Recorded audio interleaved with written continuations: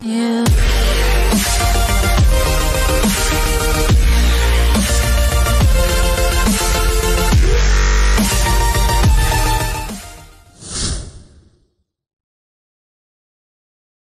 శ్రీకృష్ణ పరబ్రహ్మణే నమః. మన భారతీయ సంస్కృతి గురించి ఎన్నో ఎపిసోడ్లు మీ దగ్గర వివరంగా చెప్పాను. అయినప్పటికీ కూడా ఇంకా ఎన్నో తెలుసుకోవాల్సిన విషయాలు మనకి కోకొల్లలు ఉన్నాయి. అది ఒక రోజుతోనో ఒక వారంతో పోయేది కాదు. మనం భారతీయ సంస్కృతి గురించి చెప్పుకుంటే నెలలు సంవత్సరాలు చెప్పుకుంటూ పోతూనే ఉండొచ్చు. ఎందుకని అంత తరగని సంస్కృతి సంపద మన భారతదేశంలో ఉండటం మనం గర్వపడాల్సినటువంటి, ఒక భారతీయుడిగా నేను గొప్ప అని అనుకోవాల్సినటువంటి విశిష్టత ఒక భారతీయ సంస్కృతికే ఉంది అనడంలో ఏమాత్రం సంశయించనక్కర్లేదు. అటువంటి గొప్ప సంస్కృతిని కలిగినటువంటి మన భారతదేశాన్ని గురించి మనం ఎంతైనా తెలుసుకోవాలనే తపనతో ఈరోజు మీ ముందుకు భారతీయ సంస్కృతి విశిష్టత అనే అంశం మీద మాట్లాడతాను. మొదటగా ప్రార్థన. వసుదేవసుతం దేవం కంసచాణూరమర్దనం దేవకీ పరమానందం కృష్ణం వందే జగద్గురుం. సంస్కృతి అనేది ఒక జాతికి విశిష్టతను, ఉన్నతిని చక్కగా తెలియజేసేటువంటిది. సంప్రదాయము, ఆధ్యాత్మికత, భౌతిక విషయాల సమాహారమే సంస్కృతి అంటే. తరాలు మారుతుంటాయి. మారిన తరాల నుండి ఆ తరువాత తరాలకు అందించే వారసత్వ సంపద ఏది ఉందంటే అది సంస్కృతి. భారతదేశాన్ని అనేక విదేశీయులు దండయాత్రలకు గురి చేశారు. కుతంత్రాలకు లోనై ప్రజా స్వాతంత్రానికి ఎనలేని ముప్పు తీసుకొచ్చారు. అయినప్పటికీ మన భారతీయులు తమ ఆర్ష సంస్కృతిని ఎప్పుడూ విడిచిపెట్టలేదు. ఎందుకని అద్వితీయమైనటువంటి తమ సంస్కృతి, సంప్రదాయము, ఆధ్యాత్మికతలను జాగ్రత్తగా కాపాడుకుంటూ వస్తున్నాం. ధర్మము, న్యాయం పట్ల భారతీయ సంస్కృతి కొన్ని నిబద్ధతలను ఏర్పాటు చేసుకుంది. ప్రజలు చేసిన అనేక ప్రయత్నాలు, అనుసరించిన పద్ధతుల వల్లే సంస్కృతి ఏమైంది, ఒక సనాతన ధర్మంగా పరిఢవిల్లింది.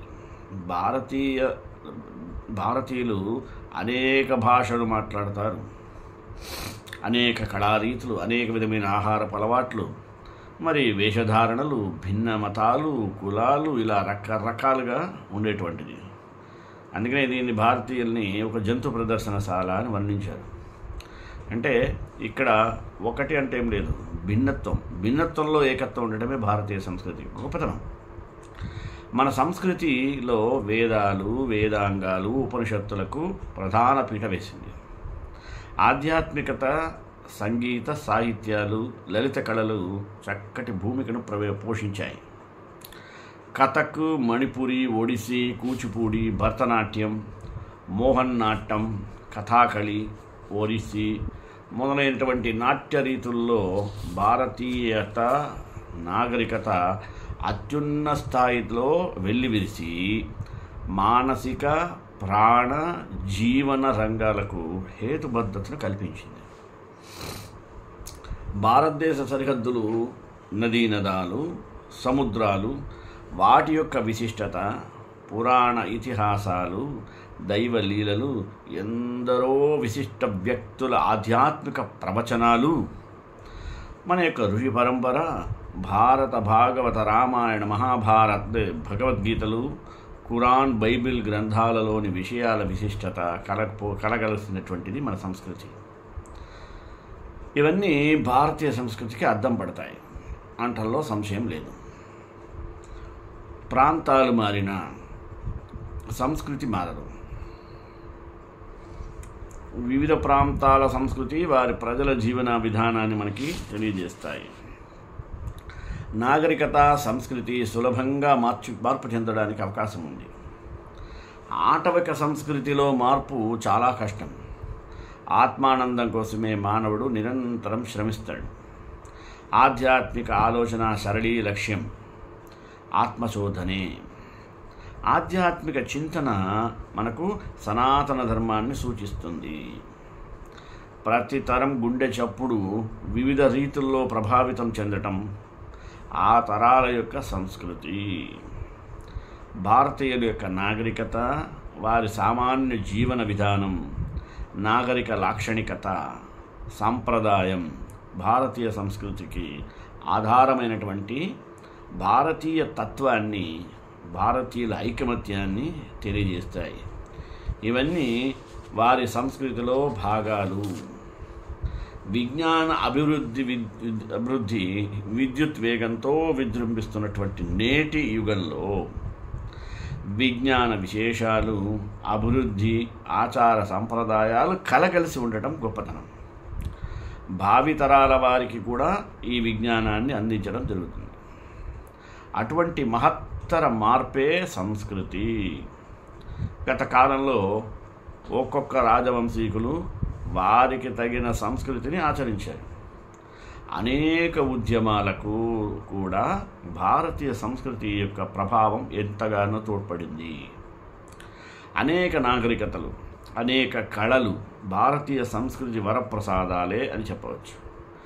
విలువలపై ఆధారపడి ఉండే సంస్కృతి మన భారతీయ సంస్కృతి. మానవులు చక్కగా ఆదర్శవంతంగా జీవించడానికి ఎంతగానో తోడ్పడుతుంది. ఎవరు ఏ ధర్మం పాటించండి, ధర్మరాజు పాటించిన మనోనిగ్రహ ధర్మం, వారి పరిపాలన, సత్యవాక్పటిమ భారతీయ సంస్కృతి పుస్తకంలో అక్షర లక్షలు. మన పూర్వీకులు మనకు చెప్పినటువంటి ప్రతి సాంప్రదాయం వెనుక ఒక లాజిక్ ఉంటుంది. కొన్నేళ్లుగా వస్తున్న ఈ ఆచారాలను వాళ్ళు ఊరికే చెప్పలేదు సుమి. అవన్నీ మనకు ఎంతో ప్రయోజనాన్ని చేకూర్చేవే. అందుకే వాటిని సంప్రదాయ రూపంలో పాటించేలా అమలు చేశారు మన ప్రాచీనులు.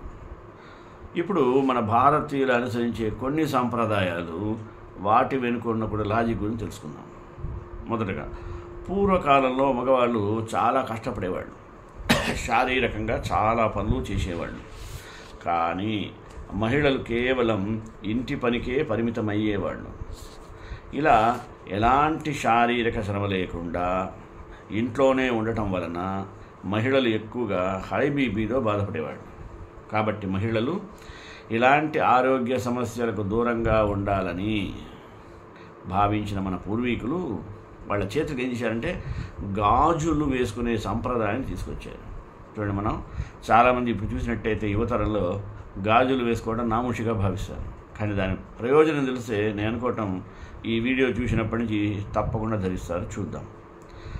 మణికట్టుపై గాజులు ఏం చేస్తాయంటే శరీరాన్ని యాక్టివేట్ చేస్తాయి. ఎలా? గాజులు ఒకదానికొకటి రాపిడి చేయడం వలన బ్లడ్ ప్రెషర్ నార్మల్గా ఉంటుంది, అంటే 120/80.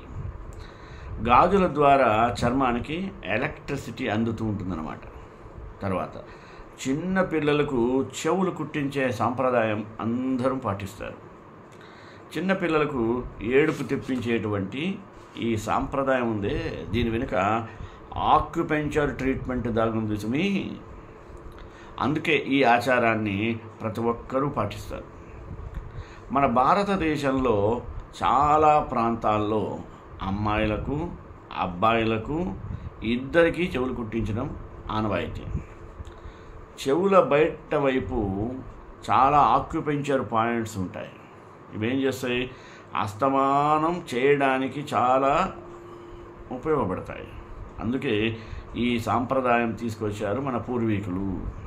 ఇక మూడవది, మన సంప్రదాయంలో రావి చెట్టుకు చాలా ప్రాముఖ్యత ఉంది. చాలా పవిత్రంగా దాన్ని మనం పూజించుకుంటాం. దీని వెనుక ఆసక్తికరమైన రహస్యం ఉంటుంది. ఏం తెలుసా? రావి చెట్టు అన్ని చెట్ల కంటే ఎక్కువ ఆక్సిజన్ను రాత్రిపూట ఉత్పత్తి చేయడం ప్రథమ లక్ష్యం, ప్రధాన కారణం. దీనివలన ఇలాంటి అరుదైనటువంటి గుణం కలిగి ఉండటం వల్లే ఈ చెట్టును మనం పూజించడం జరుగుతుంది.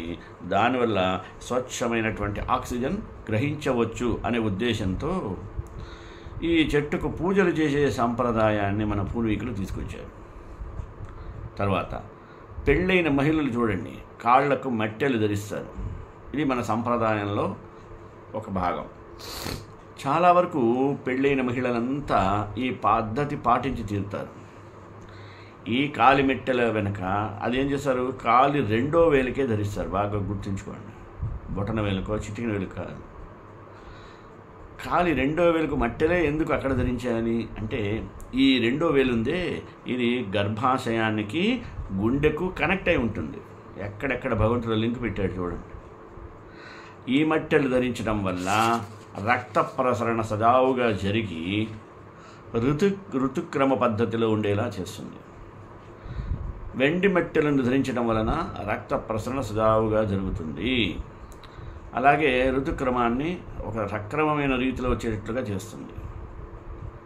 అందుకని వెండి మెట్టెలే ధరించడం వల్ల అది పోలార్ ఎనర్జీని గ్రహించి శరీరం మొత్తానికి అందిస్తుంది. చూశారుగా మరొక సంప్రదాయం.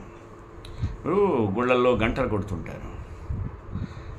మైండ్ రిలాక్స్ అయిపోయి గంట వల్ల ఏకాగ్రత పొందుతామని సైన్స్ చెబుతుంది.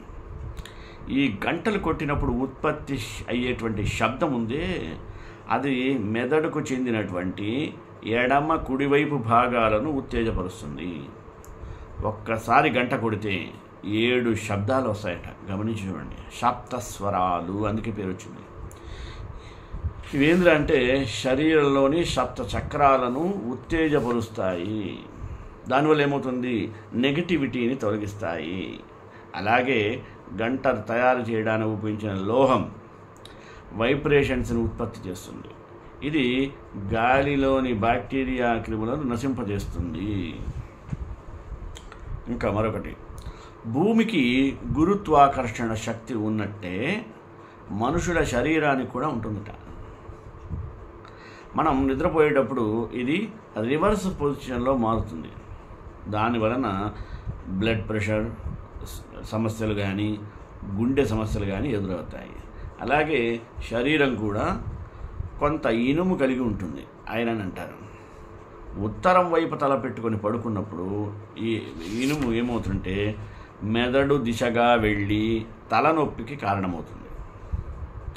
అలాగే దానివల్ల అల్జీమర్స్ అంటే జ్ఞాపక శక్తి లేకపోవడం, ఏకాగ్రత కోల్పోవడం, మెదడు సమస్యలు ఎదురవుతాయి.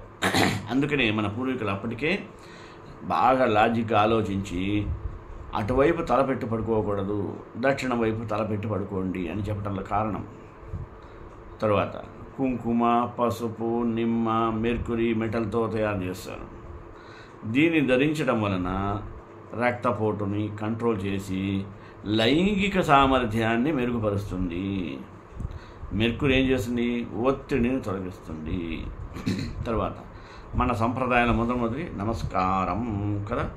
ఈ నమస్కారం పెట్టే సంప్రదాయం ఊరికే కాసమి, దాని వెనక కూడా రహస్యం ఉంది. నమస్కారం పెట్టడానికి ఇలా 2 చేతులు జోడించడం వలన అరచేతుల వేళ్ల చివర్లు కలుస్తాయి. చూడండి, ఇట్లా వేళ్ల చివరి భాగాలు కళ్ళకి, చెవులకి, మెదడుకి ప్రెషర్ పాయింట్స్ అంటారు వాటిని. మనం నమస్కరిస్తున్న వ్యక్తికి ఎక్కువ కాలం గుర్తు పెట్టుకునేలా చేసేటువంటి శక్తి దానికి ఉంది. అందుకే ఈ సంప్రదాయాన్ని మన ప్రాచీనులు తీసుకొచ్చారు. తర్వాత మెహందీ ఉత్సవం అంటుంటారు. ఈ రోజుల్లో అయితే భలే దానికి ఒక రోజే కేటాయిస్తారు వివాహానికి ముందు, దేనికున్నా లేకపోయినా. కాలేజీసే వివాహానికి 1 గంట 2 గంటలు, మెహందీకి రోజంతా దానికి పెద్ద వేడుక చేస్తున్నాడు. అంటే గోరింటాకు పెట్టుకోవడం. మరి ఈ గోరింటాకు ఊరికే పెట్టుకోమంటున్నారా? ఎందుకు అలవాటు చేశారు? ప్రపంచంలో లేని ఓన్లీ భారతదేశంలో ఉందంటే మనం అనుకుంటా అందంగా కనిపించడం కోసం డిజైన్లు వేసాం కాదు సుమి. అద్భుతమైనటువంటి మూలికలు ఉంటాయి. గోరింటాకు ఎక్కువగా పెళ్ళిళ్ళలో వాడుతుంటారు. పెళ్ళి అంటే చాలా హడావుడి, ఆందోళనను కలుగుతాయి. వాటిని దూరం చేయడానికి ఉపయోగపడుతుంది. గోరింటాకు పైగా నరాలకు సాంత్వన కలిగిస్తుంది, శరీరం యొక్క ఒత్తిడి తగ్గిస్తుంది, శరీరానికి ఈ వల్ల ఏర్పడేటువంటి ఆందోళనను దూరం చేయడానికి ఉపయోగపడుతుంది. తలనొప్పి, జ్వరం కూడా రాకుండా కాపాడేటువంటి దివ్య ఔషధము. చేతులు, పాదాలకు బాగా అప్లై చేయడం వలన నరాల చివర్లకు గోరింటాకు అందుతుంది. దానివల్ల ఒత్తిడి దూరం అవుతుంది. అలాగే ఇప్పుడు కదా డైనింగ్ టేబుల్, బఫే మీల్స్ వచ్చాయి. కానీ ప్రాచీన కాలంలో చేసేవాళ్ళు మనం నేలపై కూర్చునే అలవాటును ఏర్పాటు చేశారు. దానివల్ల చిన్నప్పటి నుంచి మనం అలా అలవాటు చేయటం వల్ల అది కాళ్ళు మడత పెట్టి కూర్చుంటాం. దీన్ని సగం పద్మాసనం లేదా సుఖాసనం అని పిలుస్తారు. ఇలా కూర్చొని తినడం వల్ల మనం తినేటువంటి ఎటువంటి ఆహారమైనా సులభంగా జీర్ణం అవుతుంది, శరీరానికి సాంత్వన ఇస్తుంది. కాబట్టి నేలపై కూర్చొని తినడం మంచి పద్ధతి. సో రేపటి నుంచి డైనింగ్ టేబుల్, పెళ్ళిళ్ళలో బఫే మీల్స్ అంటే బఫెలో మీల్స్ ఇట్లాంటివి వదిలిపెట్టండి. మనందరం ముందుగా మసాలా దినుసుగల ఆహారాన్ని తింటూ ఉంటాం, చివరగా స్వీట్లు తీసుకుంటాం. ఎందుకని ఎప్పుడు ఆలోచించారా? దీని వెనుక కూడా సైంటిఫిక్ రీజన్ ఉందండోయ్. స్వీట్స్ ఏం చేస్తాయంటే జీర్ణక్రియను తగ్గిస్తాయి. కాబట్టి ముందుగా స్పైసీ ఫుడ్ తినడం వలన జీర్ణరసాలు, యాసిడ్స్ను మన పొట్టలో దాచుకొని తరువాత తీరిగ్గా మెరుగుపడటానికి ఇది సహాయపడుతుంది. తర్వాత పూర్వకాలంలో డబ్బులు రాగి నాణ్యాల రూపంలో ఉండేవి. ఇప్పుడు మనం చూస్తే స్టెయిన్లెస్ స్టీల్తో తయారు చేస్తారు, వాడకం కూడా తగ్గనుకోండి. అప్పట్లో నదుల ద్వారా మాత్రమే నీళ్లు పొందేవాళ్ళు. అలాగే రాగి నాణ్యాలను నదుల్లోకి విసిరేసే సాంప్రదాయాన్ని మనం పాటించేవాడు. ఇప్పుడు చూడండి, విజయవాడలో కృష్ణానది మీ బ్యారేజీ మీద ట్రైన్ పోతుంటే, లేదా గోదావరి బ్యారేజీ మీద ట్రైన్ పోతుంటే కాయిన్లు అలా నదిలో విసిరేస్తుంటారు. పని పాట లేకుండా కొన్నారా? దాని వెనుక రహస్యం ఏంటంటే రాగి ఎక్కువ కాలం నీటిలో ఉండి నీటిని శుద్ధి చేస్తుంది. ఈ కారణంగా ఆలయాల్లో కూడా రాగి పాత్రలే ఉండేవి. రాగిలో ఉండే నీటిని 99.9% ప్యూరిఫై చేస్తుంది కాబట్టి దాని వాడకం ఎక్కువ. అలాగే ఆయుర్వేదం ప్రకారం శరీరంలోని జీర్ణ వ్యవస్థలో చాలా మణిలాలు పేరుకుపోయి ఉంటాయి. కాబట్టి శుభ్రం చేసే వ్యవస్థ కావాలి. కాబట్టి దానికి ఏం చేశారంటే మన వాళ్ళు ఉపవాసాన్ని ఏర్పాటు చేశారు. అది క్లీనింగ్ సిస్టంగా మార్చబడింది. ఎప్పుడైతే మనం ఉపవాసం ఉంటామో జీర్ణ వ్యవస్థ విశ్రాంతి తీసుకుంటుంది, అంటే హాలిడే, రెస్ట్ డే. దీని వలన శరీరం శుభ్రమవుతుంది. మనుషుల శరీరం 80% నీళ్లు, 20% పదార్థాలతో తయారై ఉంటాయి. మన ఉపవాసంలో ఉన్నప్పుడు శరీరంలో యాసిడ్ కంటెంట్ తగ్గిపోయి శరీర సాధారణ స్థితి రావడానికి సహాయపడుతుంది. ఉపవాసం అనేది డయాబెటీస్, రోగ నిరోధకతకు సంబంధించిన సమస్యలు, గుండె సంబంధించిన సమస్యలు, క్యాన్సర్ రిస్క్ని తగ్గిస్తాయి. మహిళలు తర్వాత బొట్టు పెట్టుకుంటారు నెత్తిన, నుదుట. ఇది ఇప్పుడు చూసినట్టయితే చాలా తక్కువ మంది, ఏదో ఫ్లాట్ గ్రౌండ్లా కనపడుతూ ఉంటుంది నుదురంతా. లేదా రకరకాలైనటువంటి డిజైన్ స్టిక్కర్లు పెడతారు, వేస్ట్. అది పెట్టవలసిన ఏంటంటే కుంకుమ. అందుకని అక్కడ ముఖ్యమైనటువంటి నరం ఉంటుంది, ఆజ్ఞాచక్రము అంటారు. చక్రాల్లో ఆజ్ఞాచక్రం. శరీరం కోల్పోయినటువంటి ఎనర్జీని అది తిరిగి పొందటానికి మన ప్రాచీన ఏం చేశారంటే అక్కడ బొట్టు పెట్టడం అనే ఒక సంప్రదాయాన్ని తీసుకొచ్చారు. అదేం చేస్తుంది? ఏకాగ్రతను మెరుగుపరుస్తుంది. అందుకే పూజల సమయంలో బొట్టు సహాయపడుతుంది. అలాగే రక్త ప్రసరణ చురుగ్గా సాగుతుంది. తర్వాత ఆడవాళ్ళు మంగళసూత్రాల్లో పగడాన్ని, ముత్యాన్ని ధరిస్తారు. అవి కేవలం అలంకారం అనుకుంటాం కాదు, ఆడవారికి ఎంతో మేలు చేస్తాయి. మంగళసూత్రాలు స్త్రీ పసుపు కుంకుమలతో పాటుగా ఆమె ఆరోగ్యాన్ని కూడా పరిరక్షిస్తాయి. ఎందుకంటే పగడము సూర్యునికి మరియు కుజునికి, ముత్యము చంద్రునికి ప్రతీకలు. ఆ రెండు సూర్య చంద్ర తేజాలను తమలో నిక్షిప్తం చేసుకుని ఉంటాయి. స్త్రీ శరీరానికి కావలసినట్టు ఉత్తేజాన్ని పగడం బాగా అందిస్తుంది. పైగా నాడీ మండలాన్ని చురుగ్గా చేస్తుంది, ఉండేటట్టు చేస్తుంది. ముత్యము అతివేడిని తగ్గిస్తుంది, ప్రశాంతత, సహనాన్ని ఇస్తుంది. ఈ తరువాత మనం గర్భిణీ స్త్రీలను చూసినట్లయితే శూరటెంకాయ, తమిళంలో చిదరకాయ అంటారు, దాన్ని కొట్టకూడదు. ఎందుకంటే గర్భిణీ స్త్రీలు ఎదురుగా కొబ్బరికాయ కొట్టకూడదు అంటుంటారు, మీరు గమనించారో లేదు? అలా కొడుతుంటే అరుస్తారు, వాళ్ళని కూడా కొట్టనివ్వరు. దాని అదురుడికి గర్భము జారిపోవచ్చు. అదే మాదిరి శూర టెంకాయ కొట్టే స్థలంలో కూడా ఆడవాడిని ఉండనివ్వరు. అంటే గర్భం విచ్ఛిన్నమవుతుందేమో అని ఒక భయం ఏర్పడకుండా ఉండటం. తర్వాత గ్రహణ సమయం నందు భూమి ఆకర్షణ శక్తి మార్పు చెందుతుంది. దాని పరిణామం మనపై చాలా ఉంటుంది. ముఖ్యంగా మన కడుపులో ఆహార పదార్థములు జీర్ణమవ్వడానికి కావాల్సిన ఆమ్లములు ఊరవు. అందువల్ల ఏమవుతుంది? త్వరగా జీర్ణం కాదు. ఈ కారణంగా గ్రహణ సమయమునకు ముందుగా 3 గంటలకు పూర్వమే మన కడుపులో ఏమీ ఉండకూడదు అనేవాళ్ళు మన పెద్దలు. అలాగే ఇళ్లలో ఉండే భర్త, పిల్లలు మంగళవారం నాడు క్షవరము, గడ్డము గీసుకోవడం చేయకూడదు. ఈ ప్రక్రియ దరిద్రాన్ని సూచిస్తుంది. మంచి పనులకు శుక్లపక్షము నందే, అంటే అమావాస్య నుండి పౌర్ణమి వరకే చేయవలెను. అలాగే స్త్రీలు రాత్రి సమయంలో ఎట్టి పరిస్థితుల్లో కూడా గాజులను, చెవి కమ్మలను, అవసరమైతే ముక్కు ప్రకలను తీయరాదు. కొత్త వస్త్రాలను ధరించే ముందు మన వాళ్ళు మీరు గమనించండి, బట్టలకి ఎడ్జస్లో కొంత పసుపు కానీ కుంకుమ కానీ రాస్తారు. ఎందుకంటే పసుపు ఇవన్నీ కూడా క్రిమినాశిని, మనకు తెలియకుండా ఏదైనా బ్యాక్టీరియా ఉంటే పోతుంది. అలాగే ఎవరైనా ధరించిన పూలను మరొకరు పెట్టుకోకూడదు.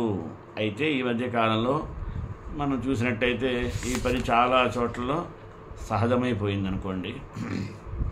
అలాగే నలుపు రంగు వస్తువులు, బట్టలు ధరించకూడదు. ఈ మధ్యకాలంలో సువాసన స్త్రీలు కూడా నలుపు రంగు వస్తువులను ధరించడం ఎక్కువైపోయింది అనుకోండి, మనం చెప్పలేము, అన్ని కాల పరిస్థితి.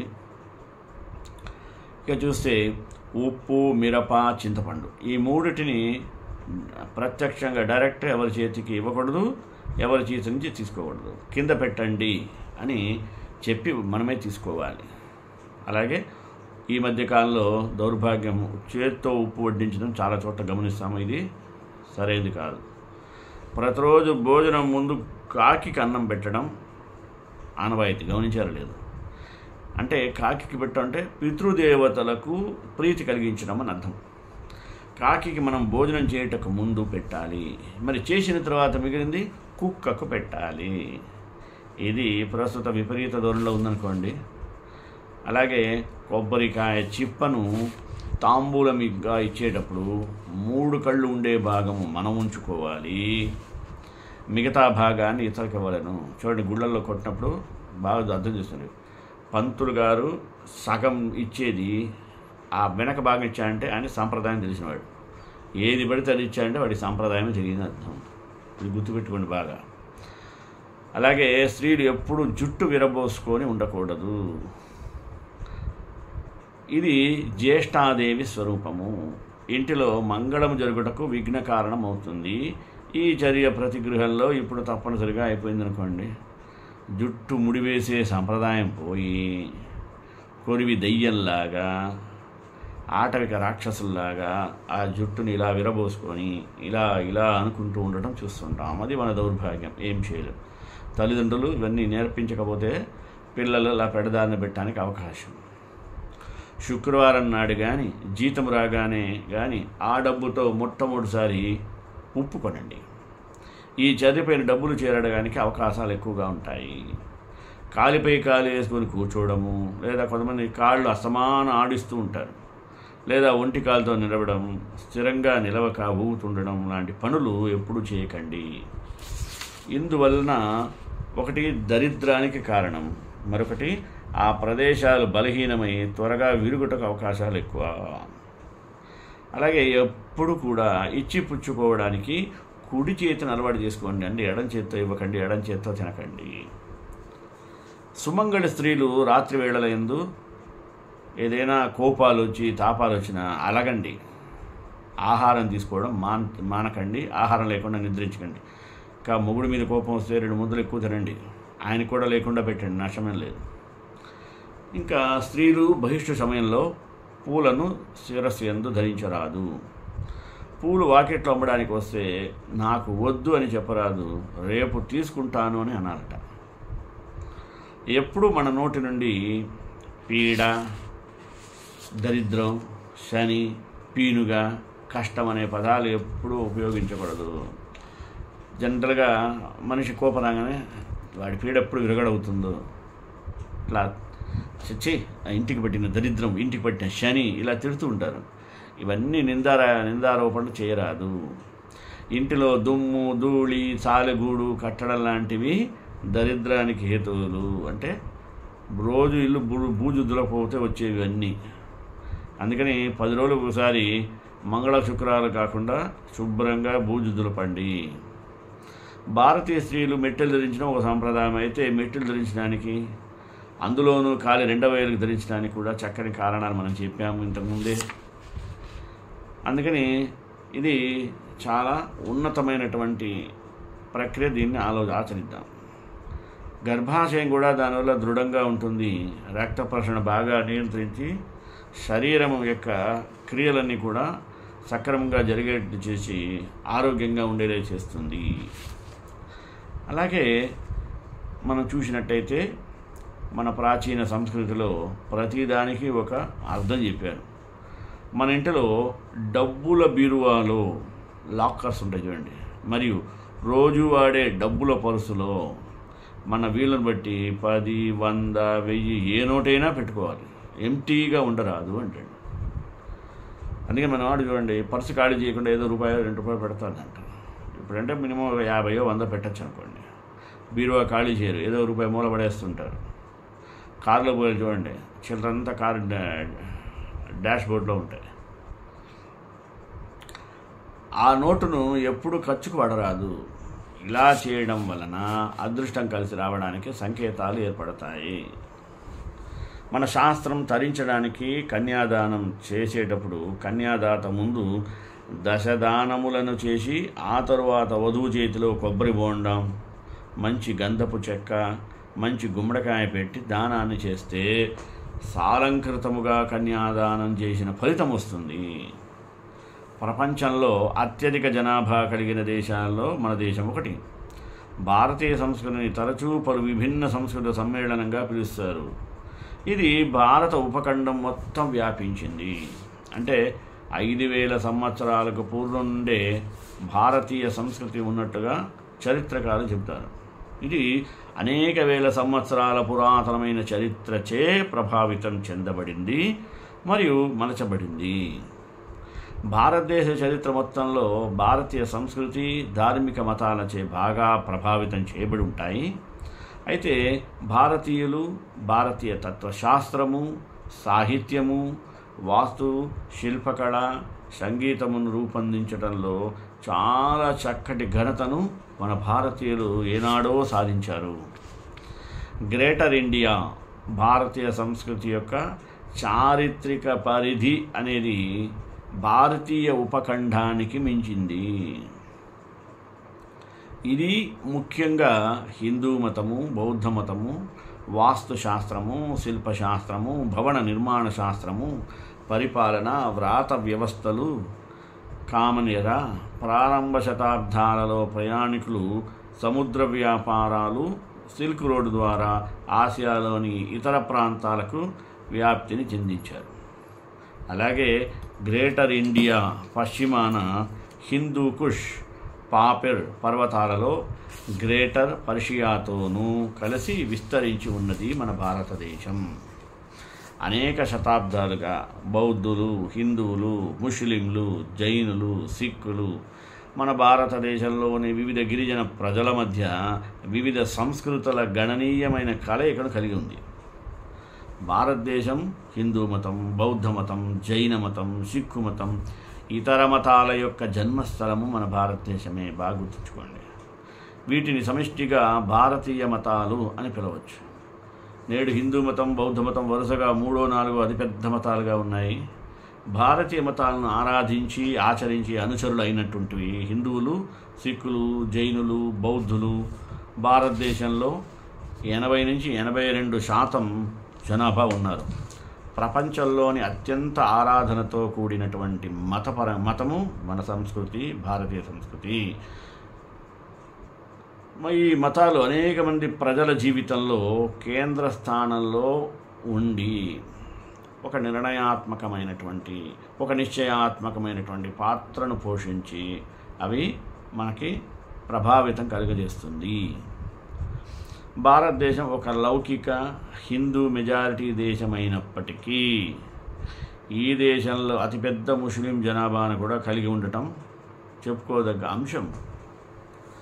అలాగే సిక్కులు, క్రైస్తవులు, భారతదేశంలోని ఇతర ముఖ్యమైన మైనారిటీ ప్రజలు ఉన్నారు. ఈ విధంగా మన సంస్కృతి ప్రపంచ దేశాలకు భిన్నమై అలరారుతున్నదని తెలియజేస్తూ శ్రీకాంతాయ కళ్యాణనదేనదేదనాం శ్రీ వెంకట నివాసాయ శ్రీనివాసాయ మంగళం మంగళాశాసనపరే మదాచార్య పురోగమే సర్వైశ్చ పూర్వైరాచార్య సత్కృతాయాస్తు మంగళం.